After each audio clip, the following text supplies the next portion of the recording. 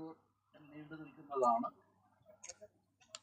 അധ്യക്ഷൻ എന്നുള്ള നിലയിൽ എനിക്ക് അനുസ്മരണ ചടങ്ങിന്റെ ഭാഗമായി സംസാരിക്കാനുള്ള കാര്യങ്ങൾ ഞാൻ പിന്നീട് അവിടെ എല്ലാം തന്നെ പേരെടുത്ത് സ്വാഗത പ്രഭാഷണത്തിൽ പരസ്യത്തിൽ കൂടിയാണ് അത് കടന്നു. ഈ വേദി വിട്ട് ഭക്ഷണം കഴിക്കാനോ മറ്റാവശ്യങ്ങൾക്കോ ചായ കുടിക്കാനോ ഒന്നും തന്നെ പുറത്തു പോകേണ്ടതില്ല. അതിനുള്ള എല്ലാ സംവിധാനവും ഇവിടെ ഒരുക്കി ഔപചാരികമായ സ്വാഗത ഭാഷണം നടത്താനായി നമ്മുടെ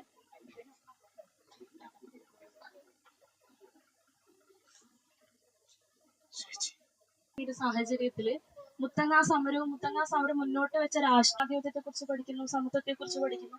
എന്നാൽ ഞാൻ അടക്കമുള്ള ഇനിയും മുന്നോട്ട് ഉണ്ടാവുന്ന ഈ അവസരം സൂര്യമുപ്പൻ മറ്റേ നമ്മൾ റദ്ദ് ചെയ്തത് അതിന്റെ ശക്തമായിട്ടുള്ള പ്രതിരോധമായിരുന്നു ഗവൺമെന്റ് അന്ന് ഇവിടെ